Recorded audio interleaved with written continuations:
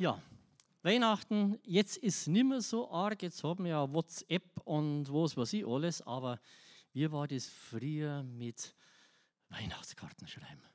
Boah, wo das ganze Jahr nicht so viel Briefmarken braucht, als wir Weihnachten. Und da gibt es auch eine nette Geschichte, die Weihnachtspost aus Oberbayern. Beim alten Hilfinger, dem pensionierten Postbeamten in Miesbach, hat sich das Christkindl dieses Jahr besonders reichlich eingestellt. Die 6 Kinder vom Hilfinger waren schon lange aus dem Haus und über ganz Deutschland verteilt. Mit dem Besuchen hat es dieses Jahr nicht geklappt. Aber sie haben ihn nicht vergessen, den Vater. Und alle haben ein schönes Geschenk geschickt. Von der Lotte, die in Freiburg verheiratet ist und die für die Antike schwärmt, hat eine sehr schöne Nachbildung der Venus von Milo gekriegt. Bloß ein bisschen nackert war es halt. Aus Lüneburg vom Xaverl, naja, jetzt heißt er Franz, weil Xaverl seine Frau nicht aussprechen kann, sie ist nämlich von da droben, ist ein Familienfoto gekommen. Er und sie und die Kinder, der Jens, der Uwe und die kleine Heike, in einem schönen Silberrahmen. Die Rosi, die immer recht praktisch war, hat ihm aus Fichtach 3 Paar schöne, warme Unterhosen geschickt. Und aus München vom Toni ist eine Originalradierung Heilige Affen gekommen. Der Jupp aus Köln, also früher hat er halt Peppi geheißen, hat dem Vater schöne, warme Handschuhe geschickt. Und am Heiligen Abend ist noch ein großes Backerl von Peter aus Oldenburg gekommen. Da war eine elektrische Heizdecke drinnen. Am ersten Weihnachtsfeiertag setzt sich der Hilfinger auch gleich hin, um sich für die schönen Geschenke zu bedanken. Weil er als alter Beamter gelernt hat, dass man schnell, umsichtig und rationell arbeiten muss, hat er erst alle Umschläge geschrieben, hintereinander weg und gleich die Briefmarken draufpappt. Dann hat er sich darüber gemacht und für jeden ein freundliches Dankesbrieferl geschrieben. Bevor er aber noch dazu gekommen ist, die Briefe alle in die Umschläge zu tun, ist sein Spätzl, der Gschwendtner Max, gekommen. Der war früher bei der Polizei, ist aber auch schon pensioniert. Geh weiter, hat er gesagt.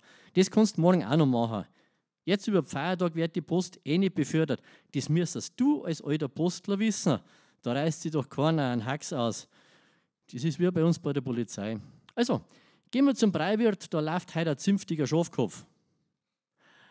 Also der Hilfinger hat das schnell eingesehen und ist mitgegangen. Es ist ein gemütlicher und lustiger Abend geworden und es war schon ein bisschen spät, wie er wieder heimgekommen ist.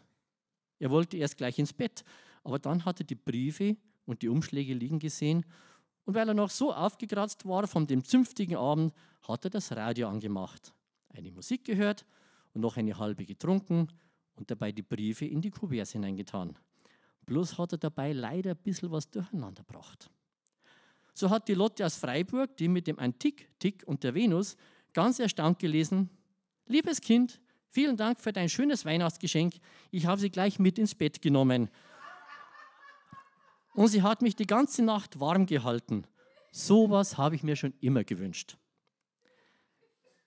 Der Peter in Oldenburg dagegen, der die Heizdecke geschickt hat, hat sich nicht weniger gewundert, wie er da gelesen hat: Deiner kostbaren Weihnachtsgabe habe ich einen Ehrenplatz im Glaskasten eingeräumt und sie wird allgemein bestaunt. Aber auch die Rosi, die die 3 warmen Unterhosen geschickt hat, ist ein bisschen blass geworden, wie sie gelesen hat: Ich habe sie gleich angezogen und habe mich heute Abend damit beim Breiwirt gezeigt. Sie sind allgemein bewundert worden, besonders von der neuen Kassiererin. Hoffentlich verliere ich sie nicht gleich. In Köln, von wo die schönen Handschuhe her waren, hat der Pepe alias Jupp genauso verwundert gelesen: Du hast mir wirklich eine große Freude gemacht und sie passen so gut, auch um den Bauch und um den Hintern herum. Aber erst der Toni in München, der die Radierung Heilige Affen geschickt hat, der hat vielleicht geschaut, wie er gelesen hat: Ihr seid wirklich alle sehr gut getroffen. Das Bild hänge ich mir im Wohnzimmer auf, damit ich eure lieben Gesichter immer vor mir habe. Naja, und der Franz Xaverl in Lüneburg, der das Familienfoto übersandt hat, der hat gleich ein paar kernige bayerische Fluch loslassen, von denen er gar nicht gewusst hat, dass er sie noch kann. Schreibt doch der Vater: So ausdrucksvolle Affengesichter habe ich wirklich lang nicht mehr gesehen. Da kann man sich richtig vorstellen, dass der Mensch vom Affen abstammt.